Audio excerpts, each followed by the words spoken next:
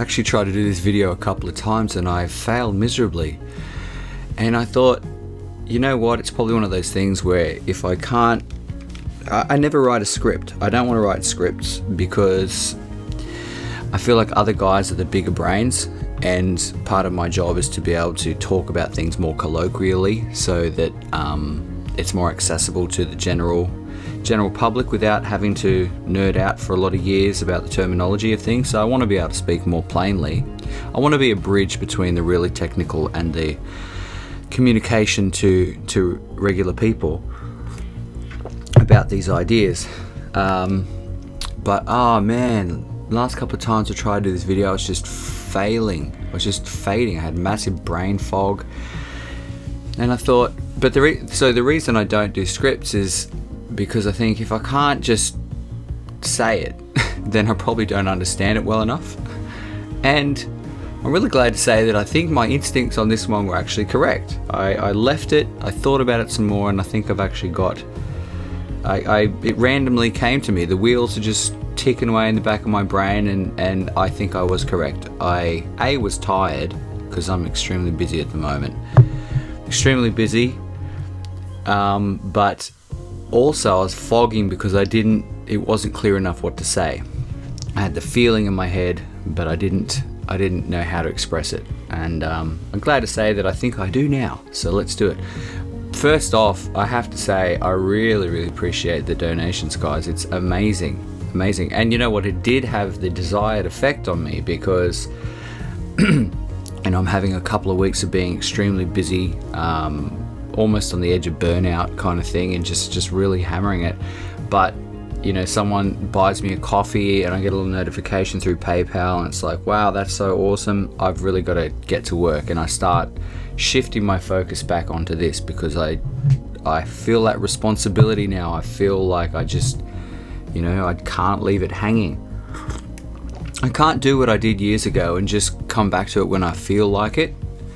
I can't just walk away for months at a time because I'm over it and something else has taken my interest or taken my fancy. So it's more than a hobby now. I feel an obligation. So I really I really appreciate that, guys. Thank you so much. And especially to Walter, your generosity has absolutely been humbling and extremely motivating. So thank you everyone. Anyway, let's get into it. One of the great innovations or explanations that we learn to articulate under proprietarianism is property and toto. So we have forms of property now that we understand clearly. If someone steals your car, they're trespassing against something that's yours. They are taking something from you. They are changing a state of your capital from you to them. We understand this now.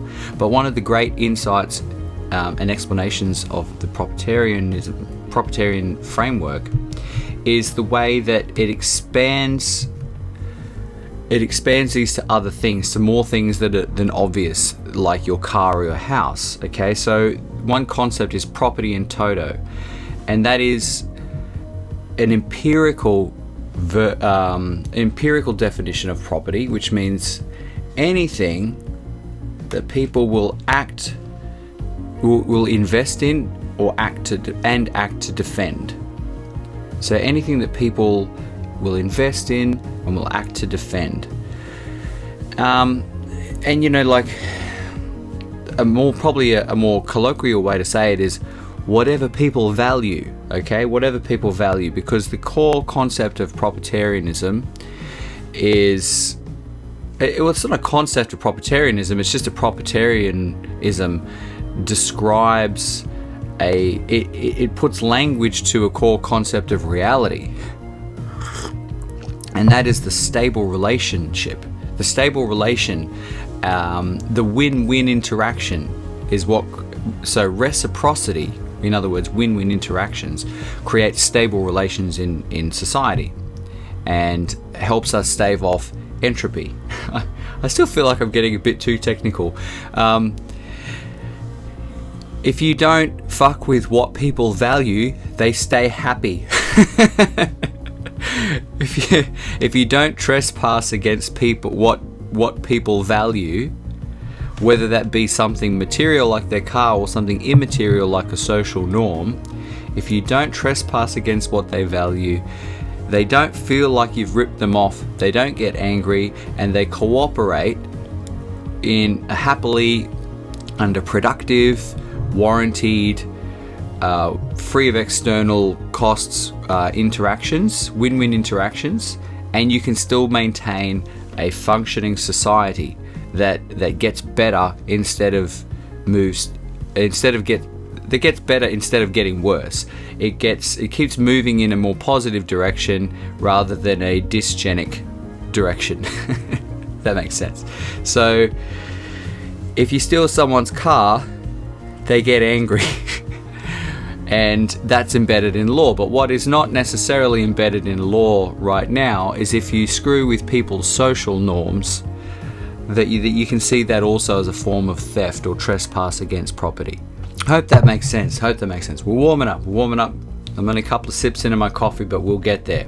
So propertarianism describes a more empirical version of property, or basically what keeps people happy. Don't fuck with things that they value.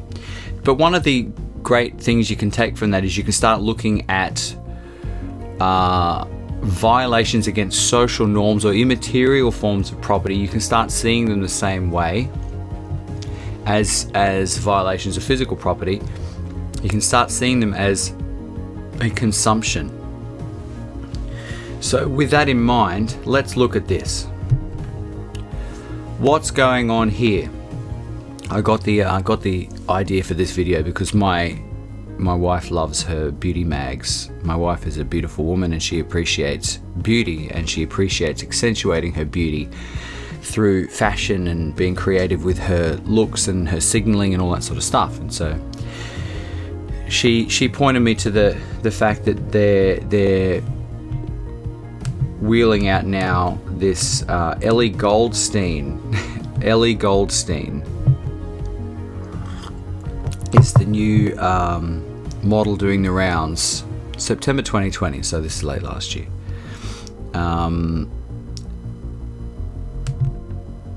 She's a Down syndrome model.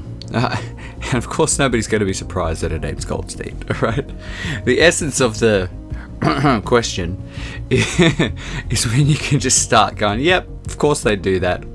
Or if you haven't heard the name yet or checked the early life and you're like, wow, that sounds a little bit subversive, let me check. Oh, here we go. Yet again.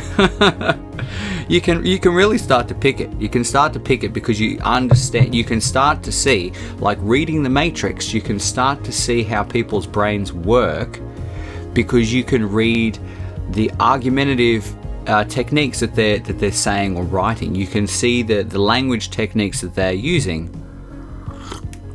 Same with the cog male cog fem thing, you know, like you can actually, it's like reading the Matrix. You can go in there and you can use the language that they use and the arguments that they use and the framing that they use. It's like a little gateway into how their brain's working, and so you really can start to pick that. Anyway, what's going on here? There's a few things I want to say.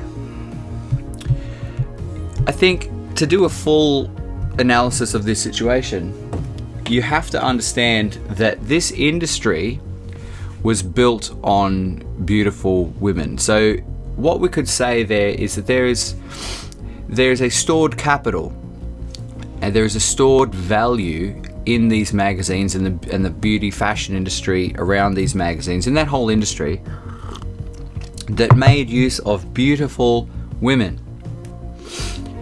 So I would also like to just point out, there's just so many little information points we've got to bring into this one. I'll do my best. But Martin also had a great point. He said, you know, people say beauty's in the eye of the beholder. And what he's talking about is that whether people like something, like it technically, philosophically is a subjective point. If people like something, it's technically subjective. And so you could say beauty's in the eye of the beholder. And which really means that, you know, we're all entitled to our own opinion on what's beautiful. But, as Martin said, but the eye of the beholder has been shaped by evolution, and this is also true. And so there is an objective element to beauty. There is an objective element to beauty because we are shaped by evolution. And so what people usually call beautiful is markers of genetic fitness. Markers of genetic fitness. And so there is actually a hierarchy of genetic fitness. There is a hierarchy of beauty. And as you might remember from a couple of videos ago, we've been talking about the new religion that we live in. The new religion these days doesn't like the idea of hierarchy. It doesn't like the idea that there's a hierarchy, a natural hierarchy. And so, what I had said before, the format of the media itself contains implications of beauty and genetic fitness, same thing almost. And that is what created the capital or the stored value in the industry in the first place. And so you've got to start seeing this as like, I've got, for my family, I've saved up a house deposit, right? I've got money in the bank, I've saved for my house deposit. That is for something in the future, which we are going to use to grow and, buy a house and do useful stuff. But if I go and I think not about the future, but I think only about the now, I act on impulse like a freaking dog that can't stop eating, and my only thought is to mindlessly consume in the future, mindlessly consume the stored value in the present. If I went and took my family's house deposit and went to Vegas and spent it on coke and hookers, my wife would be pretty fucking pissed, right? Because what you're doing is you're taking a store of value and you're just blowing it with no thought to the future. And so what you can see here is there is a hierarchy of genetic fitness. There's a hierarchy of objective beauty markers. And what they're doing now to virtue signal the current religion of equality is they're cannibalizing that store of value by using the only reason that anyone cares what L's doing is because they had this store of value. They used these implications of objective beauty in the past to create a platform which people would look at. And now once they've got the platform that people look at, they're doing the opposite. They're cannibalizing that value by putting someone there who's objectively not beautiful. You see what I'm saying? They used beauty and our objective appreciation of beauty to create a power in a platform, and now they're using the power of that platform to push their ideology, but then they're cannibalizing what made it a powerful platform in the first place by using beautiful people. So they're pushing this ideology. And so once again, it's great to start thinking in terms of immaterial capital the same way you think about material capital.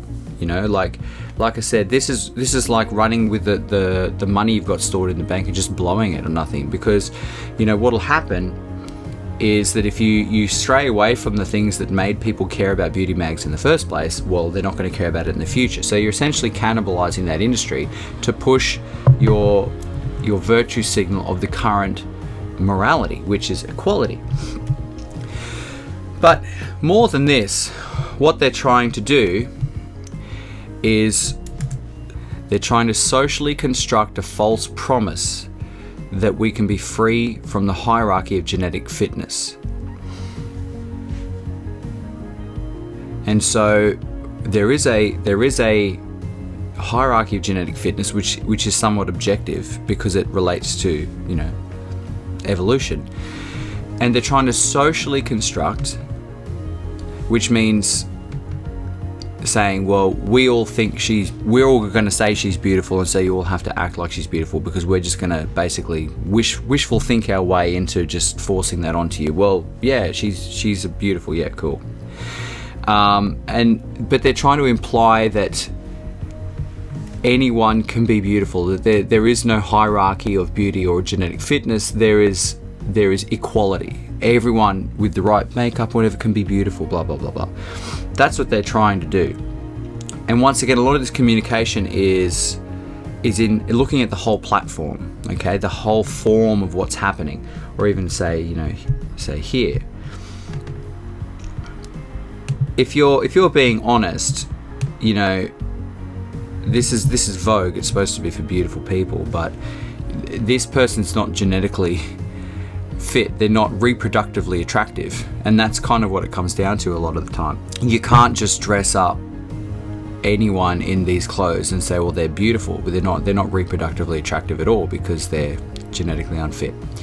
And so they're trying to construct this false promise of freedom from those natural laws. And because we have talked about this a lot, and I will say, if you try and point this out, they will retreat into plausible deniability. They'll say something like, oh no, we're just trying to say that with the right effort, everyone can be beautiful in their own way. And I would say, you know what? My interpretation of what you're trying to do is you're trying to say that with the right fashion, everyone can be beautiful. Not the most beautiful version of themselves, but that everyone can be beautiful. But some people are objectively not beautiful. And that also ties into another point we talked about on Telegram and on Twitter, is that the fate of the world somewhat rests on our willingness to be assholes. And it is a bit of an asshole thing to say to someone. And look, and I've said this on Twitter too, it's really hard to say this without being an asshole and coming across as punching down. And that is really, this is where their power comes from, is our desire to not punch down. Because these people are kind of already weak, because no matter what they try and socially construct or false promise, everybody knows that these people are not genetically desirable, okay? But that's the problem, is that you have to kind of be willing to come across as punching down. You have to be an asshole to say the truth, because as we've spoken about before, for a lot of these people, they don't realize that these are natural laws. They don't realize these are limitations of nature and evolution themselves, and that you're merely pointing out the truth. They think that you are the one imposing these laws on them. They anthropomorphize the laws of nature. They think that you're doing that. Okay? They think that you're the one making her not beautiful if you say so, because they live in a socially constructed world. They're trying to say, well, we're all going to say and agree that these people are beautiful as well, and to come in and say, look, they're so genetically undesirable that they're never going to be considered beautiful. I'm sure you can be well presented and well dressed, and that's all great, but don't put them on the same platform and imply any form of equality with actual beautiful people. Okay? And if people were more rational, they'd say, well, look, that's just the objective truth, and you're just stating an objective truth that you didn't create, and you can't, and you have no power over anyway. But they don't think like that. They think, oh, well, you are socially constructing this hierarchy, because they live in a socially constructed world. And so they think that you're imposing this hierarchy. Right? You know, there really needs to be a part 2 to the other video where I talk about the kind of the cynical flip side of women too, because if you look at what women do, they are in their mate selection and the way they choose men, they are brutally aware of the hierarchy of genetic fitness. Okay, so a lot of the time it's just bullshit. It's just a bullshit strategy, but who knows? Maybe that's something for, like, the degree to which they actually believe it themselves, and the degree to which they know that they're cynically pushing something. That's also fascinating. But once again, it probably comes down to something I already said, which was just that if they believe it in the moment, then they believe it because that's what they feel. If they want it to be true, then to them it's going to be true. Anyway, I'm just going to look at my notes again. So they're trying to socially construct an equality of status to invert a hierarchy of genetic fitness. All right? So they're giving this person here status, and this is what I was saying earlier too, is that the status hierarchy used to be built on objective beauty. People who were objectively beautiful. Now they're shoving her into the position that usually was held by objectively beautiful women, and trying to imply that she has somewhere near the same status, but she doesn't.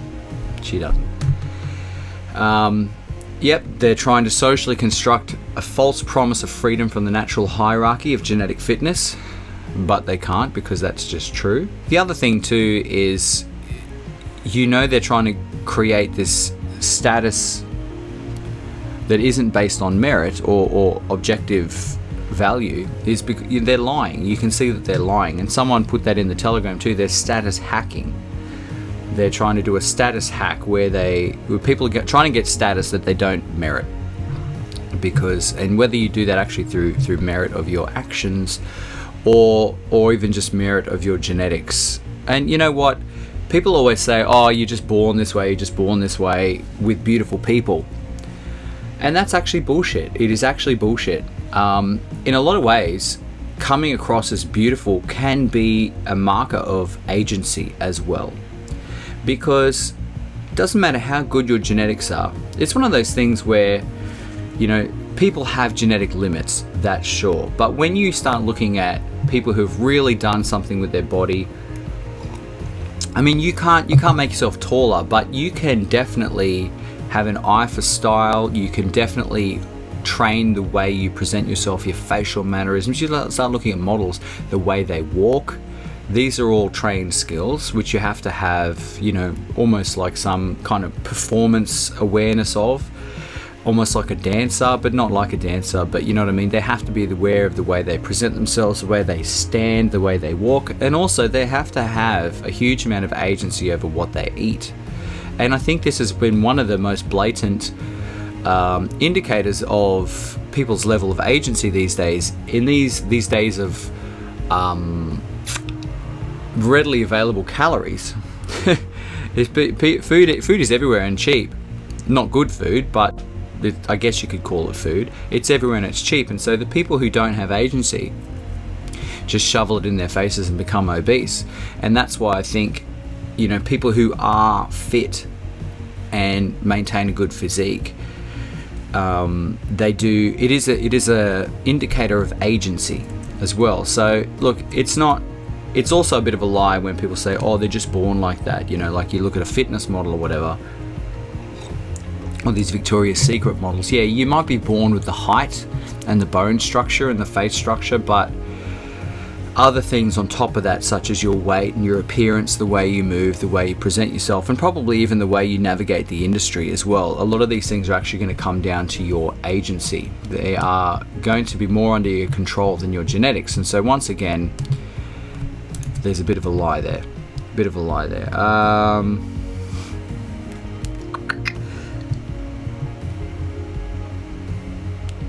Okay, so that's what we're trying to say here. There's status hacking. That's a great term. They're just allocating status without the merit for it. Okay, and like I was saying, they're using the implications of this platform to socially construct, or attempt to socially construct, a false promise. The false promise is everyone can be beautiful, but that's not actually true. I mean, or that everyone can be equally beautiful, or that everyone, no matter whatever your level of genetic fitness, can get away with being on the cover of a beauty magazine. And that is actually not true. That's a lie. That is a lie. But like I said, we have to be willing to come across as assholes to point out the truth, because we need the truth, because we are swimming in an ocean of lies, of social construction and lies. And this is another one of them. And so the next thing I want to talk about is what is the effect on us? Like, what effect does this have on what we value? How is this trespassing against our property, in a sense, or our norms? Well, Brian made a great point that if we separate polities and leave them to it, then they're not our commons to be trespassed against, that they're commons. And that would be ideal, obviously. That would be ideal, that That the sort of people who would do this, the sort of the equality doctrine people, the social construction people, you go over there, we go over here with the reality people and the hierarchy people, and we each live with the consequences of how those play out. And we're pretty confident that our consequences will be good and theirs will be bad, but suck shit. but at the moment we aren't separated. So how is this trespassing against what we might value, against our commons? Well, one thing in particular I've said is that they are cannibalizing this industry by doing this, because they are using that which they are inverting that which gave it value in the first place, which is beautiful people. And like I said, this isn't one thing. This is many different repetitions of this same theme of using these poor souls to push this ideological agenda. So they're cannibalizing this industry for a start. But I think the more poignant point is that this kind of stuff really works on the type of people who would do this. Okay, the problem with this kind of thing, with this social construction of status and false promise of freedom from natural hierarchy, is that it works on the cog femmes, okay? Because their perception of reality is socially constructed. So let's go to this. What is this doing if not allocating status to a genetically and reproductively unattractive woman? This woman, to eat that much, you must be low agency. But I think a lot of this is this body positivity stuff. It is saying it is okay to be like this. But you know what? When you're a male and you have an evolved nature, and what you find reproductively attractive isn't socially constructed, it's just a lie. This woman's not attractive. She's not reproductively attractive at all. Did she have a heart attack? I'm not even sure. But what they're trying to do is say that she's equal status, because that's the new religion, equality. But she's not. That's a lie. Okay? And same with this too. This sort of thing here. You've got this very, very large woman in this sexually provocative pose. She's trying to say, the implication of this whole photo is that, well, she can be sexy the same way as if a Victoria's Secret model was doing that same pose, but she's not. It's just a lie. And if you pop up and say, well, no, she's not attractive, everyone's going to attack you. They're going to shame and berate and cancel and bully and abuse you because you won't play along with the delusion. They're going to call you an asshole and do all sorts of things to you. So what is this doing if not communicating to young women what is acceptable to be attractive? What is attractive? What is this doing if not muddying the waters for people on how to look for genetic fitness? And so what I'd like to say is this kind of thing, because it is messing with the natural status hierarchy, it is inverting the natural status hierarchy, it is messing with a lot of cognitively feminine people's ability to perceive status and to understand the hierarchy. It is really messing with a resource that men are very, very interested in, which is women. Okay, the quality of reproductive opportunities, the quality of women that we have to reproduce with, by telling them that it is okay to eat until you're this big. It's not. By telling them that they can be free from any constraint of what is an objective beauty marker, and that, and that's where you get this weird thing where I think it was some trans guys, I haven't dug out the photo, but these trans guys And there's just these weird, spindly, ugly boys in dresses saying, well, none of the straight guys are going to date us. And you're like, of course not, bro, you're a fucking dude. But they're like, no, but see, we've socially constructed this identity where trans people are women or whatever.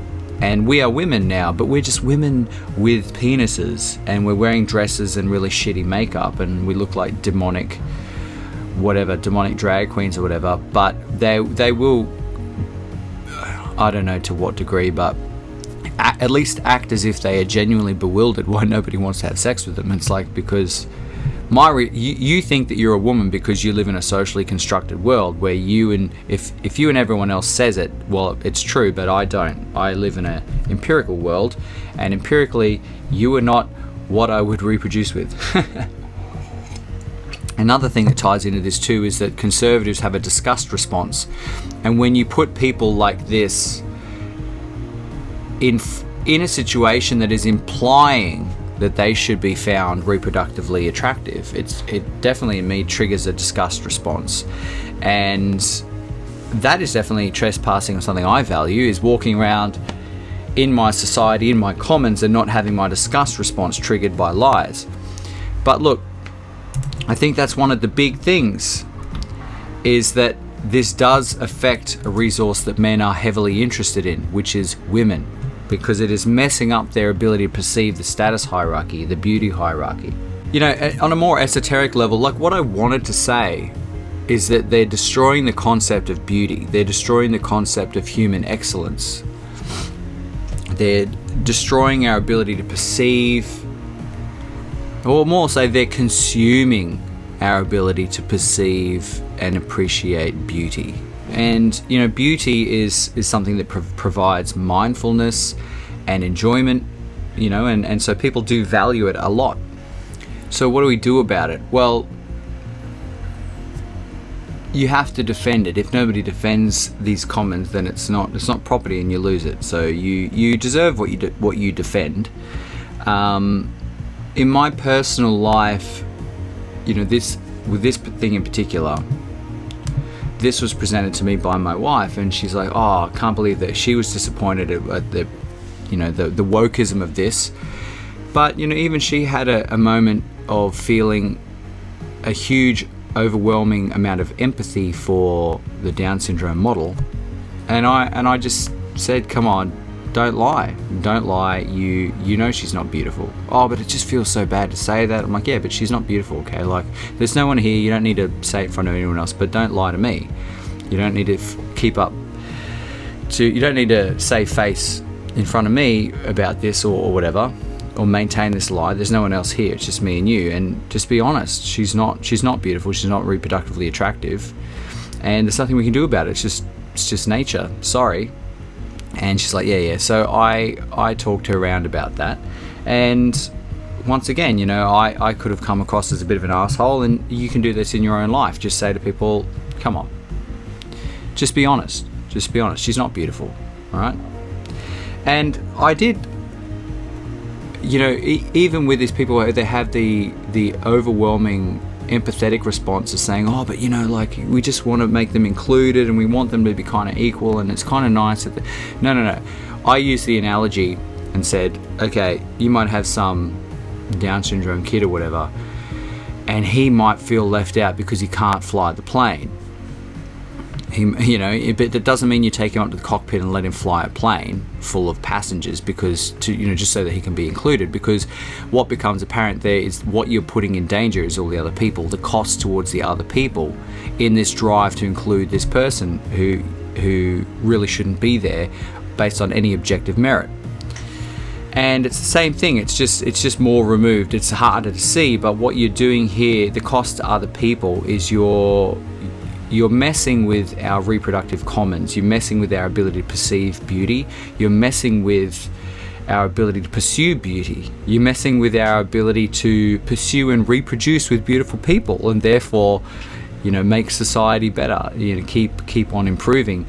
You know, you're just screwing everything around. And you also see this too with the girls who go to college and come out liberals. They've actually downgraded their beauty. You see there's beautiful women go to university and then get brainwashed into feminism and liberalism and all this sort of stuff and wokeism, and they come out objectively less attractive. Even with this girl here, she's kind of got a pretty face, and so she might actually have beautiful genetics, but if she didn't eat herself into being as big as a house and put all these disgusting tattoos on her, she could be quite reproductively attractive. But so it is really her agency, or her lack of agency, that is kind of the difference here.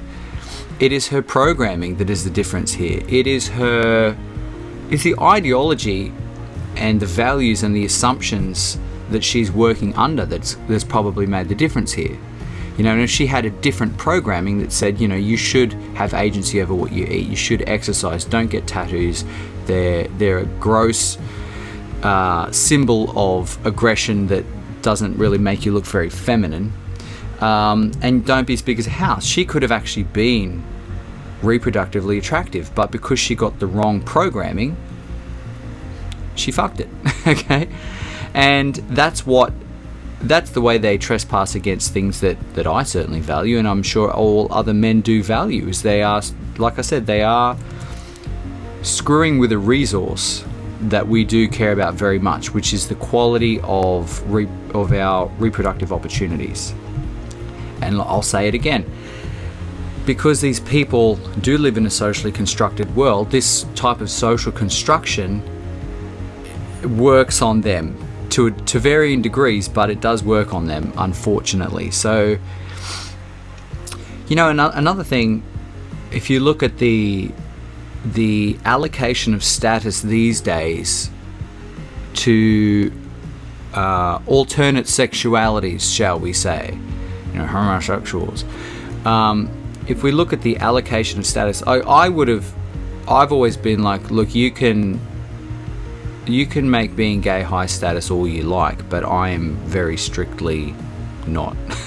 I'm very strictly straight, and it's hardwired, and there's nothing's ever going to change that. But I mean, there are all these stats coming out now and even that video of the San Francisco Choir talking about, they said Gen Z is gayer than Grindr.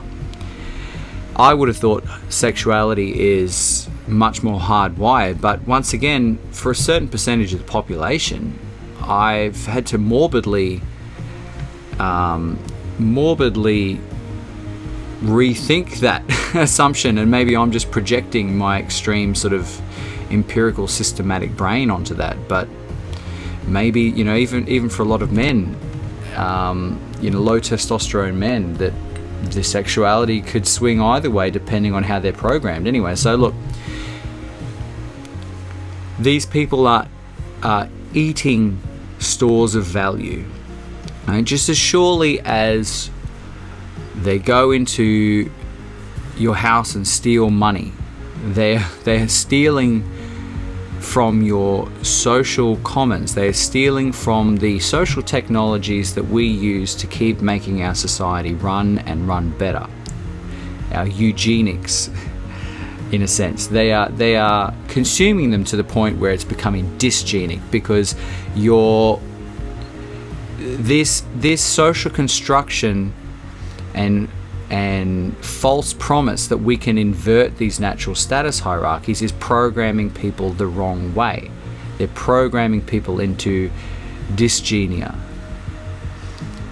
That's what I'd like to say about it. Any questions, let me know.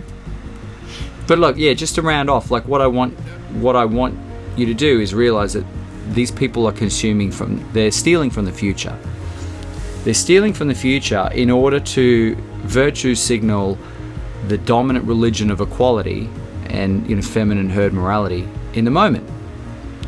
And this comes down to, once again, a division of labor between cognitively female and cognitively male people, whereas the cognitively male person is going to be like, yeah, but how does this play out over the next 10, 20, 50, 100 years? Whereas the cognitively female person is like, what? I just feel like a good person now. And that's one of the big differences. Oh my God, yes, so stunning, so brave. Right now, I'm so full of myself. I'm just such a fucking good person. Oh my God. That's really the extent of it, I think. So yeah, we need to defend our commons, our standards. We need to defend beauty. You can do it in your personal life by creating trust, and when people trust, you can lovingly say, come on, stop lying, she's not beautiful, she's never going to be, it's just a lie. It's just a lie to try and sell magazines, because the current religion is woke. That's all it is. But politically, you need to organize with other people. These people are now expressing the fact that they did do a long march through the institutions. All these institutions, everything, government, media, education, Hollywood, a lot of these companies, they've all had diversity hires for decades, and now what we're seeing is the result of self-selecting for these types of people.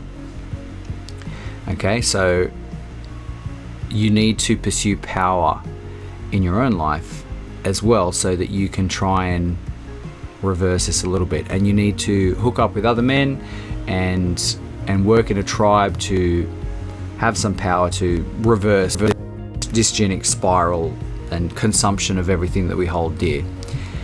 Maybe that's a topic for more videos as well. I'm sure it is.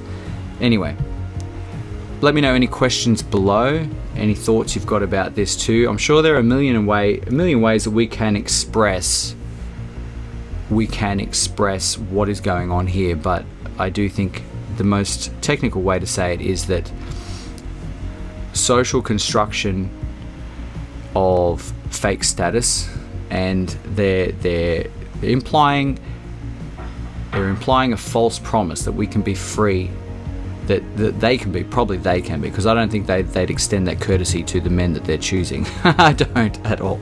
But I think they're trying to socially construct a false promise that they can be free from the hierarchy of the natural hierarchy of genetic fitness. But it is a lie, and you need to say that it's a lie. You need to be prepared to be an asshole, and you need to defend the truth.